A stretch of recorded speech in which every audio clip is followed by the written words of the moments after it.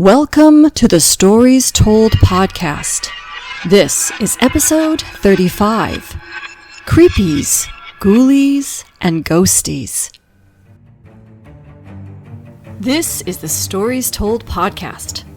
Two authors talking about stories in movies, TV, and of course, books. I'm Michael Grayford. I write action-adventure stories in fantasy and sci-fi worlds, sometimes for younger readers and sometimes for adults. And I try to always inject at least a little bit of humor. And I am author E.W. Barnes, and I write action-adventure, time travel novels, and space opera science fiction. Thousands of years, thousands of worlds. But be forewarned, beyond here, there will be spoilers. Are you ready for the adventure? Let's begin. And welcome back to the Stories Told podcast, where today we're doing something a little different. We had scheduled an interview with the author C. Ray Dark, talk about her wonderful novel, Don't Date the Haunted. And we had a technical difficulty. And unfortunately, what was a really good interview did not get recorded. And so we have rescheduled our interview with Ray, and we'll be doing that again in the future. So instead, in honor of October, the month of Halloween, we have an impromptu discussion about horror movies. But before we go there, how are you doing today, Mike? I'm doing pretty good, thanks. How are you? Doing well. Thank you very much. And how are things going in your writing universe? Still settled in from moving, so getting back up to speed on things has been slow. I've just been doing promotion on Vela and a couple other promotions. Let's see what else have been going on. That's about it right now.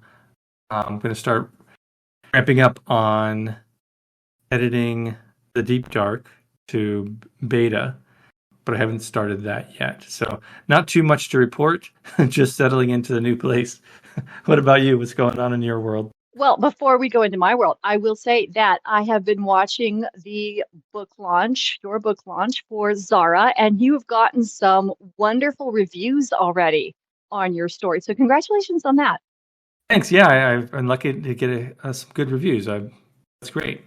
Thank you. Yeah, as we normally do, we'll have the link to Mike's new book, The Golden Scarab of Balahar, in the show notes. And folks can check that out and get a fun read and see why it has earned its lovely 5-star reviews. In my writing world, I am still working on Complete Another Chapter, which I uploaded to Patreon if people want to get advanced reads of the second book in the Adventures of the Empyrean Guard series. Fulgar has escaped prison. I'm working on that chapter now, but it's not in a way that he expected, and it's a little messy. I'll just put it that way. Oh. I have finished the audio book for the second book in my time travel series, the Temple Protection Force series. That book is now available in its whole format, complete, beginning to end, not by chapter, on YouTube to listen to for free. And I have started the third book in the series, and 4 chapters in that book are now available to listen to on YouTube. And I'll put those links in the show notes. Wow, that's excellent. You're cranking them out. Well, I just try to do them, be steady, 1 chapter a day, and get it edited and get it uploaded. Yeah. The AI narration, which is great for offering the book for free on YouTube, is not great, as far as it's not a person. A person would intuitively know where to put emphasis, how to pronounce a word. So you have to just I have to go and listen to it and make sure it doesn't say wound instead of wound. Yes. And fix that. Right, so that it makes sense to people. But it's a great and tool. Getting the character names right. Right. Oh, yeah, I can't fix that. And that's why having a human narrator is superior. But in the meantime, having this to make it available for people who, for whatever reason, can't read the books, having it available on YouTube, it's a nice measure for that purpose. So have you encountered anything interesting in the movie world, TVs, books in the last week? What have I been up to? like I said, mostly settling in still. I was watching more of Ahsoka, the Star Wars show. For me, it had a pretty rough start. I had some issues with the beginning of the series. I don't know how far I'm in now, maybe episode 6 or 7, I think. Definitely gotten better in the last half of the series, so I'm hoping they can pull it through to the end. But it's enjoyable. It's always enjoyable to be back in the Star Wars universe. Other than that, I think that's it right now. What about you? Have you seen or read anything cool recently? Well, we finished Ahsoka and started Loki. And so we'll save the conversation about Loki for when we record the next podcast to start talking about that series now that it's begun. And I finished the Stormlight Archive, so now I have to wait for Brandon Sanderson to finish the 5th book so I can read the 5th book. And so I actually went and jumped in back into the Mistborn universe, and I'm reading the 2nd book. Wow, I can't believe you caught up to Brandon Sanderson. I know. He's cranking them out. Yep. But now I have to wait. I think it's going to be like another 6 months. That's okay. Maybe I'll go back and read it. Yeah, he writes fast, but those books are big, so Yeah. it takes a bit. Yeah. Well, let's now jump into our impromptu conversation about horror movies. And we'll go ahead and let our listeners know how we kind of came about to this. My offspring likes to listen to Halloween music, created a playlist, and on that playlist was the theme from Rosemary's Baby, to which my offspring said Rosemary's Baby because they had never heard of that movie before. And so I was explaining how there was this period of time back in the 70s where there was a series of movies about demonic children, like The Exorcist and The Omen and Rosemary's Baby. But it made us think about how we might want to talk about how horror movies evolved. And Mike, you love horror movies. So this is like right in your wheelhouse. Yes, I do. Oh, yes, horror. I love horror movies. I really like the religious horror movies that came out like 70s, 80s, 90s, I guess. And they're still making some today, like The Last Exorcism of Emily Rose wasn't too long ago. But yeah, the old ones, The Omen, The Exorcist, Prophecy with Christopher Walken. That was I think that was a trilogy, or maybe more than that even. Seventh Sign with Demi Moore. Even Schwarzenegger had End of Days, if you ever saw that. Nope. Sort of a horror thriller kind of action-y movie. That was pretty cool. I liked it. Yeah, so I like a lot of those, but just the horror genre in general, I really like. But it was definitely different. I mean, it's evolved over time, right? Back in the day, you had some of the early like zombie slasher type movies, Dawn of the Dead and things like that, which have been, recreated, reborn to, for today's audience. And even The Exorcist. The Exorcist for the time was, like you said, it was horrific. A lot of people freaked out. People fainted watching that movie. They left the theater and passed out. It was like so intense. They were so distraught from it. Yeah, it was just intense. Personally, I don't think some of those hold up as well today. Obviously, the effects aren't there, as they are now. But even the pacing and the style of story has changed over time. They just released a sequel to The Exorcist.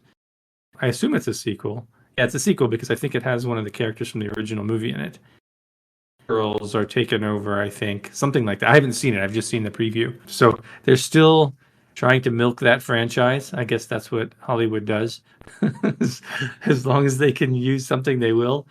But yeah, there's a lot of different types of horror. What horror movies or types of horror movies have you seen? And which have you liked? Because I know you're I'm not a horror fan. Right, you're more narrow in probably what you've seen. So, which ones have you seen? Well, I have seen The Exorcist. The ones that stand out for me for ones that I enjoyed, I thought Poltergeist was brilliant because it really played on a lot of very foundational fears. Yeah, Poltergeist. That's another classic. That's one of my favorites. I love that movie. I liked The Sixth Sense. Would that be considered a horror movie? Yeah, I guess it's sort of horror thriller Yeah.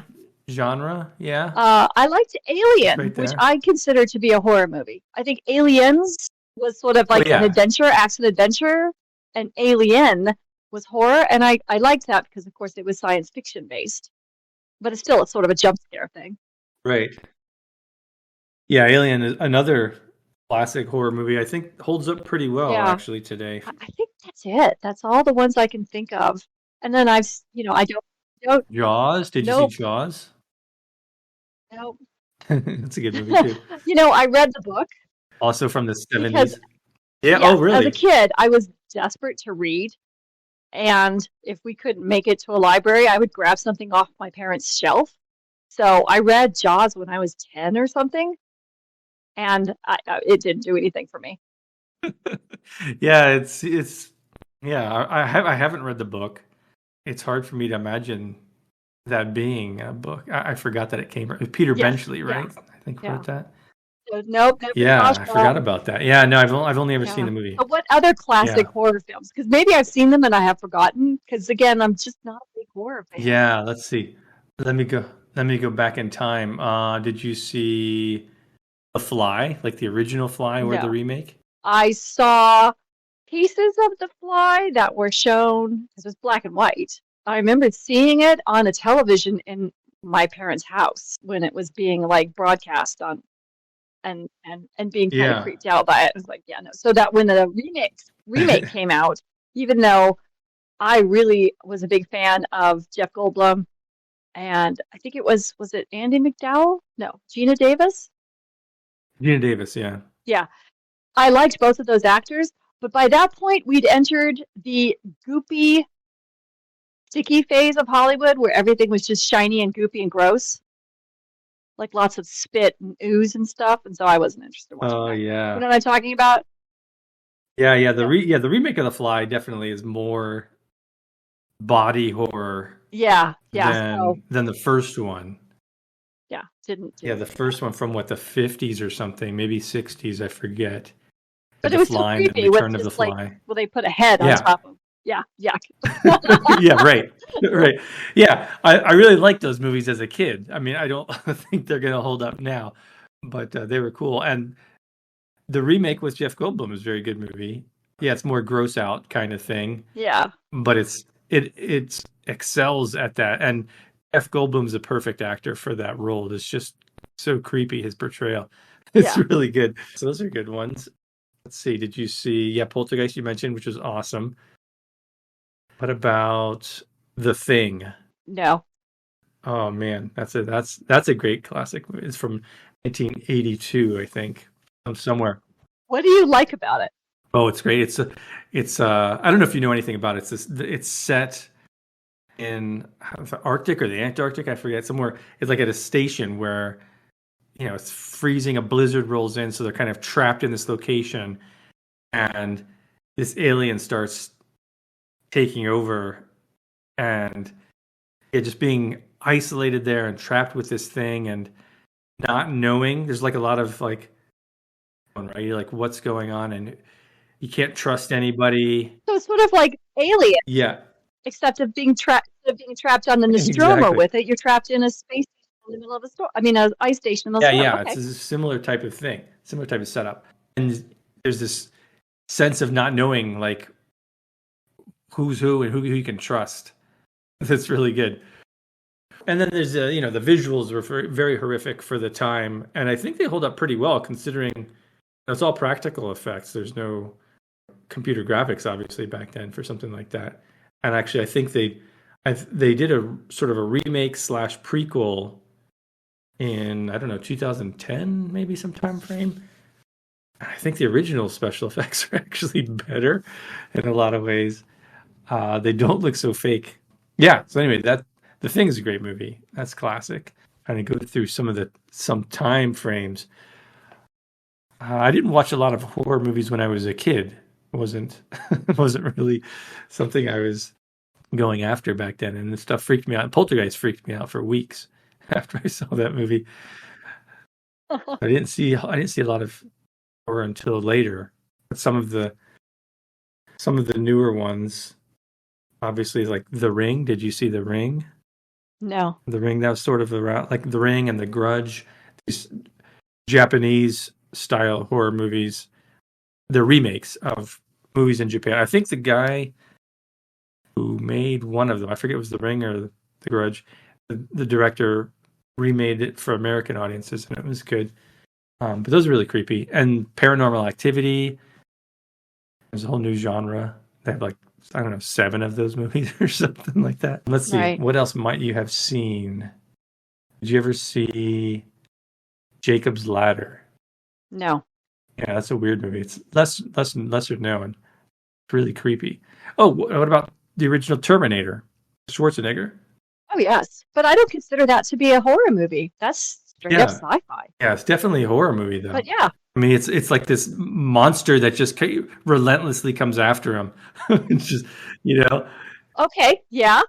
Put a hockey Right. mask on him and off you It's go. kind of like, Okay, I can see that. when I Yeah. first saw it, I definitely saw it more as like sci-fi actiony story, but it definitely has horror elements. I never considered that. That's really interesting. Yeah, it's like this monster, right? That she keeps coming. You like chop him, and he's still coming after you. And I think even Predator, another Schwarzenegger movie, I love Predator.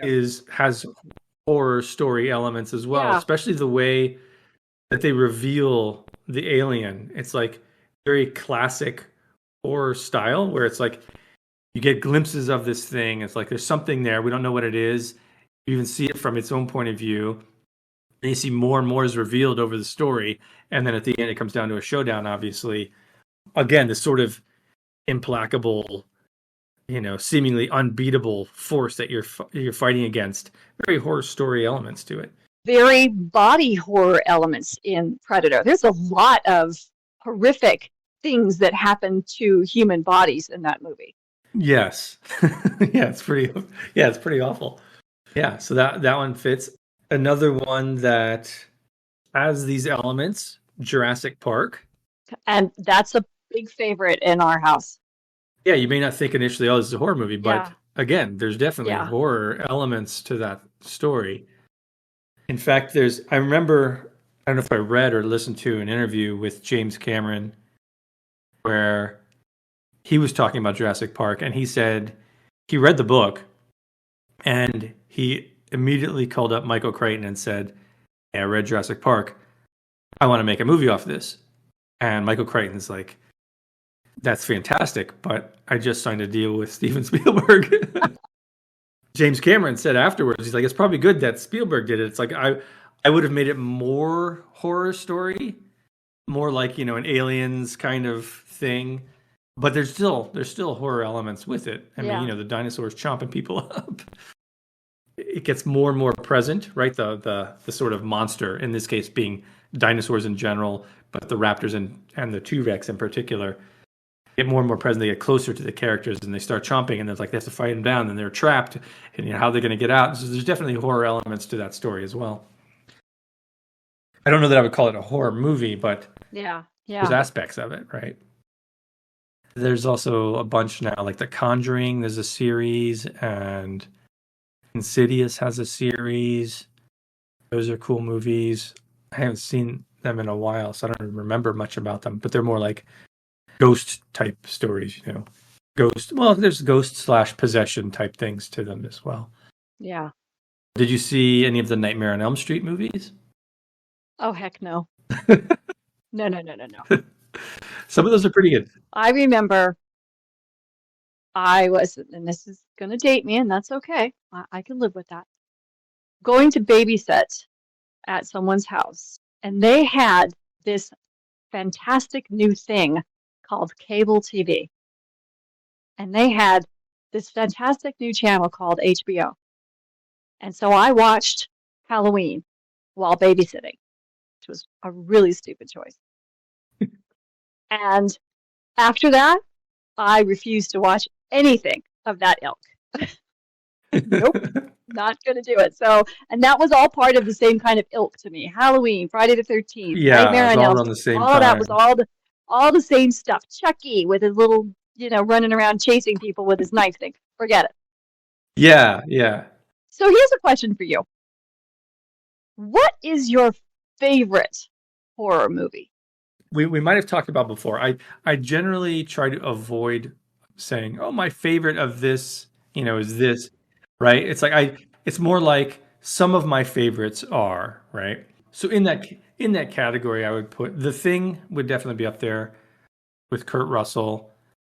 That would be near the top. Alien is also up there. The Ring would be in there.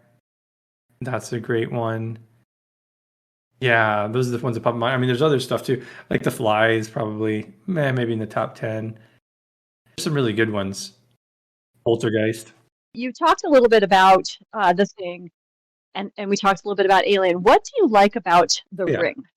Now, you said this was a movie that was originally created in Japan and then redone for an American audience. What is it about that movie that you enjoy?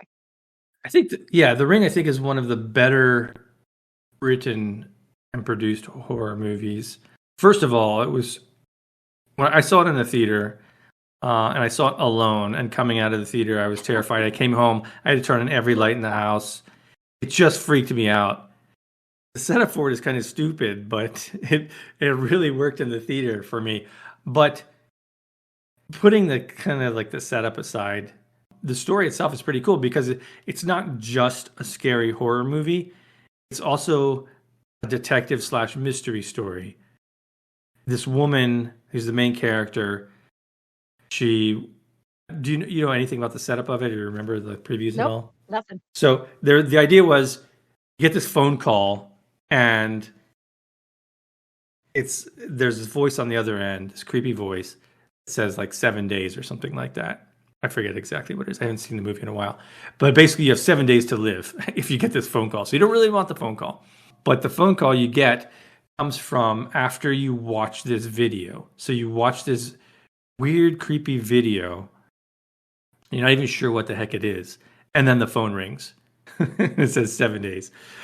So this reporter So it gets, plays on the fear of somehow there's some overarching something watching you that yeah, dispenses consequences as soon as you do something you're not supposed to do. yeah, there's a supernatural force that's like, oh, shouldn't have done this. Right? It's like you say, Candyman 3 times in the mirror, or whatever that one is, and then he appears, something like that. So it's like this, but it becomes a detective story because the woman is this journalist, if I remember right, and it becomes a story of her trying to figure out how did this tape begin, where did it come from, who's the person on the tape, who called, like all this stuff. So she goes and tries to figure out this mystery of what's going on to get to the point to try ultimately to try to save herself from this fate. So it's really cool. It's a blend of, you know, mystery, figuring out this mystery, and horror that's going on. And I think it worked really well. Well, what I've heard of your sort of talking about this and what little I know about the horror genre, the framework is this you've got this over OP character who's killing, and then you've got a single individual who remains to fight them off. Yeah, that's a standard trope, right? Horror's kind of hard to define and hard to separate out from thriller, right? There's a lot of overlap, which is why, we mentioned some of these movies like Predator and Jurassic Park and things like that. It's like there may be, people probably don't see those as horror necessarily, but there are horror slash thriller elements that carry over, and it's hard to define. One of the things I like to say is that there's a monster, right? And by monster, I mean there's a sort of entity acting against the heroes, and it seems to be like this almost undefeatable thing. It's like you're gonna die, or your soul's gonna get taken. Something like horrific is gonna happen to you, and there doesn't seem to be any way out. Or there's like one thing you have to figure out to do to try to save yourself. And it often ends up being the case where, yeah, you end up with a group of people and there's one survivor at the end. Typically, they call it like the final girl, right? Where it's like a girl or woman who survives at the end, like an Alien, right? It was Ripley. Back in the 70s, that was a person who was less equipped to fight a monster as a Yes, rule.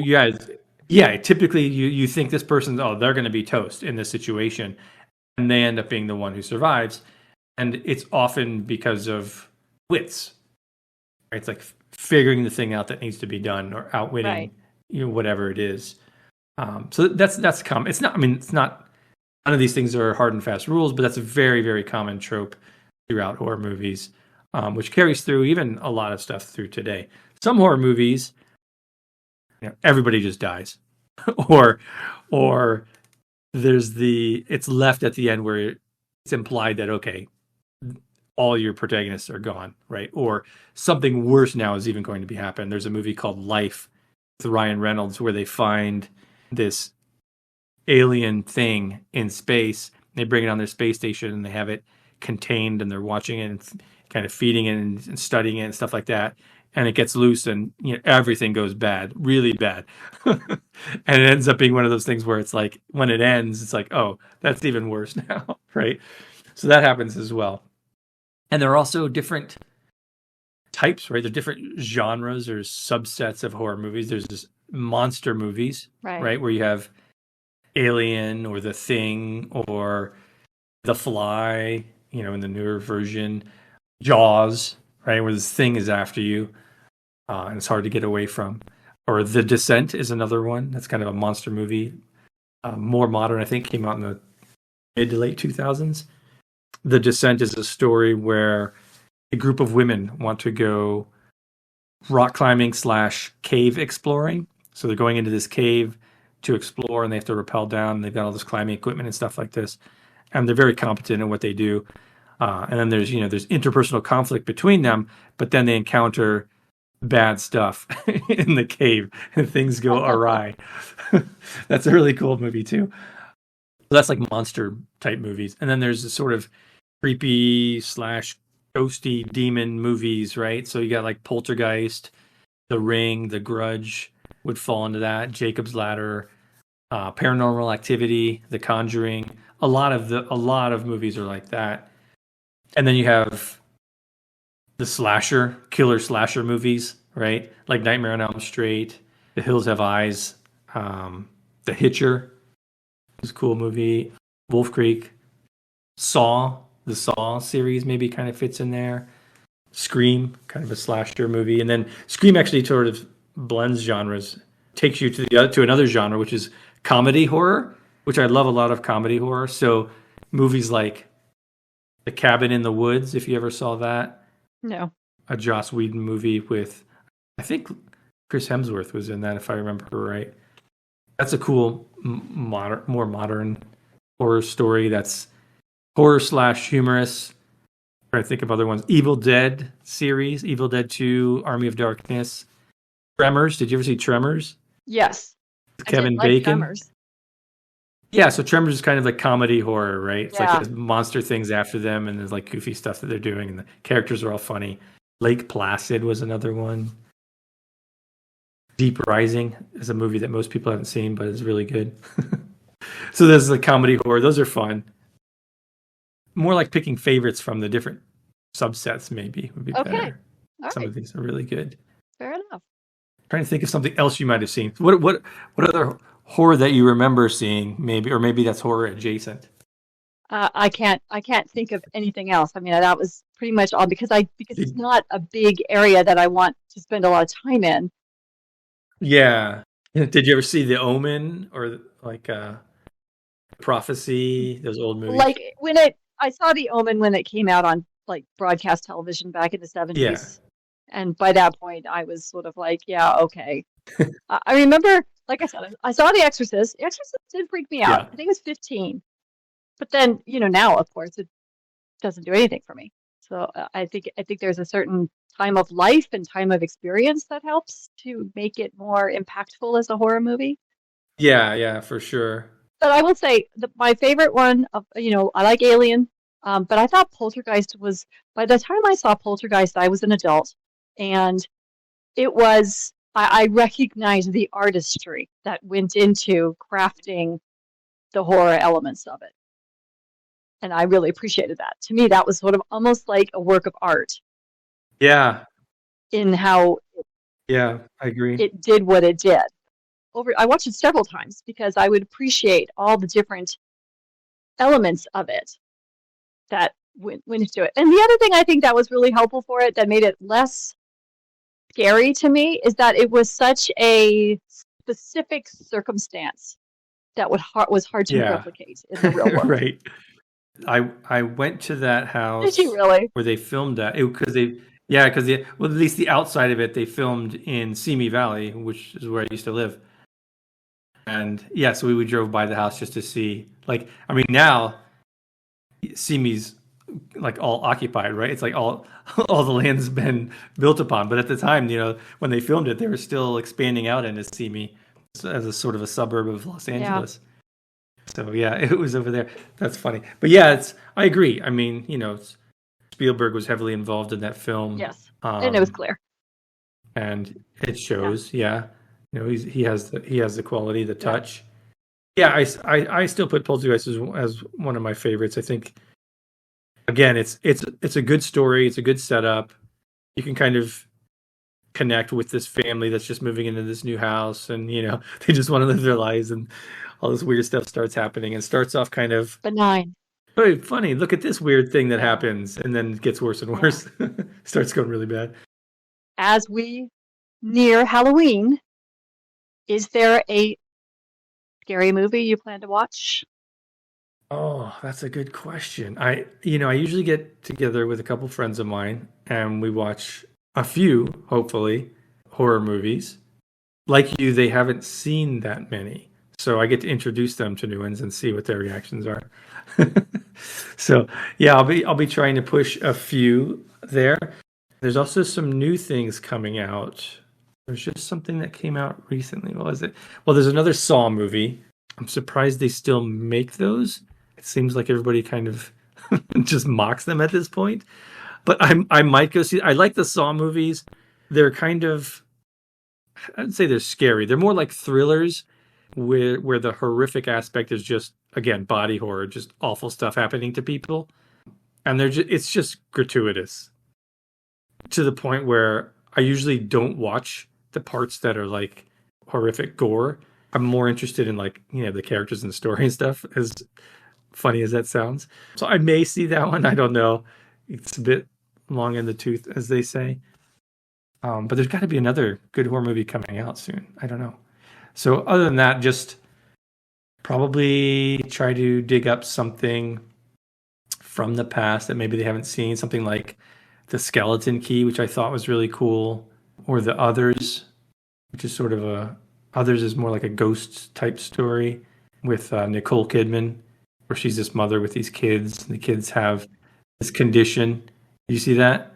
They have this condition where they can't like be in the sunlight or something. Yeah, I've seen. I thought that's actually a good movie. Yeah, it's a cool movie. If they haven't seen that, there's also a bunch of Scream. I saw like the first 3 Scream movies, I think, but now they're on like 6 or 7 or something.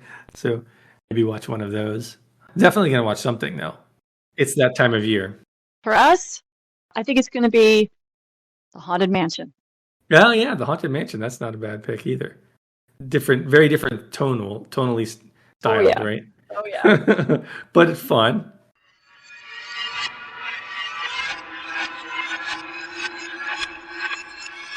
And we thank you for joining us as we did something different and had an impromptu conversation about horror movies. A big thank you to our Patreon supporters and all our subscribers. We are so grateful for your support and your encouragement.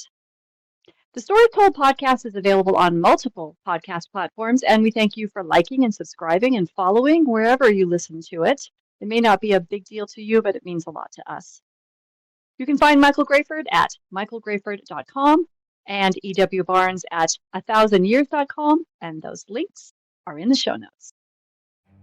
Join us next time as we discuss the story told in episode 1 of season 2 of Loki. And then after that, we will enjoy the re-recording of our interview with C. Raid Ark and talk about her book, Don't Date the Haunted. Thank you so much, Mike.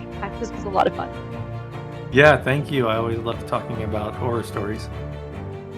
And we'll see you next time on the Stories Told podcast.